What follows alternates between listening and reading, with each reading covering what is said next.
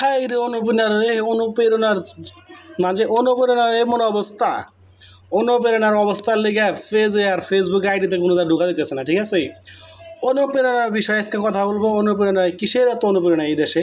শুধু অনুপ্রেরণার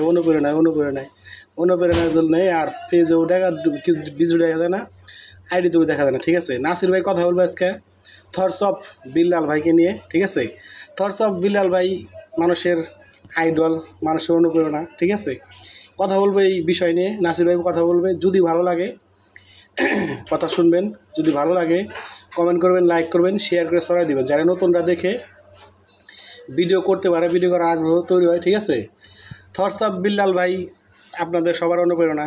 বলি না ভাই অনুসরণ করেন না, অনুসরণ করবেন না কেন ভাই?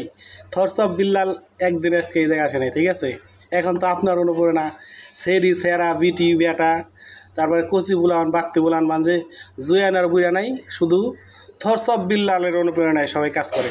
থটস অফ বিল্লালের অনুপ্রেরণা দেখে আজকে তারা কাজ করতেছে, তাদের আগ্রহ বাড়ছে। তার এই থটস অফ বিল্লাল ভাই 3 মাসে 44 লাখ টাকা ইনকাম করছে। তো থটস অফ বিল্লাল ভাই ভুল করছে জীবনে, যে মানুষকে তার 3 মাসের ইনকামের কথা বলে দিছে। ঠিক আছে, 3 মাসের ইনকামের কথা বলার কারণে বাংলাদেশে কন্টেন্ট ক্রিয়েটর এমন অনুপ্রেরণা শুরু হয়েছে এই দেশে। অনুপ্রেরণার লেগে এই পেজেও ভিডিও দেখা যায় না, আর আইডিতেও ভিডিও দেখা যায় না। ঠিক আছে, শুধু ফেসবুক জুড়ে এখন শুধু অনুপ্রেরণা চলে। ঠিক আছে, বাংলাদেশের মানুষ একটু হুজুকে চলে। ঠিক আছে, হুজুগে বাঙালি বুঝুন তো, হুজুগে বাঙালি ভাই। একজন মানুষ একটা জিনিস করছে, তারও এরকম করতে হবে, তারও এরকম করে কাজ করতে হবে।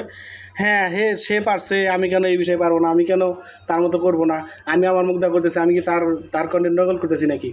ঠিক আছে, আমি তো আমার মতো করতেছি ভাই, আমরা নিজের মতোই কন্টেন্ট করতেছি, শুধু আপনারা অনুপ্রেরণা বানাইছি। ঠিক আছে, আপনারাই অনুসরণ করে আপনারা দেখে আমার কাজের আগ্রহ বাড়ছে, এই জন্য আপনি কিছু মনে করবেন না, আমাদের যোগ্যতা দিয়েই আমরা কন্টেন্ট বানাই ভাই। এই থটস অফ বিল্লাল ভাই আগে কবির মতো কথা বলতো, আগের থেকে সেই কন্টেন্ট বানায় কবির মতো কথা বলে, কিন্তু আপনারা যারা তারা দেখে নকল করতেছেন ভাই, এটা তো নকল। আরে ভাই নিজের প্রতিভা ফুটাই তোলেন। ফেসবুকে তো বলে নাই যে ভাই আপনি আরেকজন এরকম করে নকল করেন, এরকম করে খালি থটস অফ বিল্লাল অনুপ্রেরণা বানায় চলেন। ফেসবুক কি বলছে ভাই? নিজের অনুপ্রেরণা বানান ভাই, নিজের অনুপ্রেরণা বানায় কাজ করেন, নিজের মতো কাজ করলে জায়গায় একটা কিছু করতে পারেন ভাই। ওই থটস অফ বিল্লাল আপনাকে ভাইরাল করতে পারবে না। ঠিক আছে, আর যে কত বড় সেলিব্রিটি হোক না কেন আপনাকে ভাইরাল করতে পারে এই জায়গা। ওই থটস অফ ভাই বিল্লাল ভাই অনুপ্রেরণা এই অনুপ্রেরণার দিন শেষ ভাই। অনুপ্রেরণা করে কিছুই করতে পারবেন না। অতএব আমি বলবো, আমার মেসেজ, ছোট মানুষ কথা বলছি। ঠিক আছে, থটস অফ বিল্লাল ভাইকে নিয়ে মন খারাপ করবেন না প্রিয় ভাই।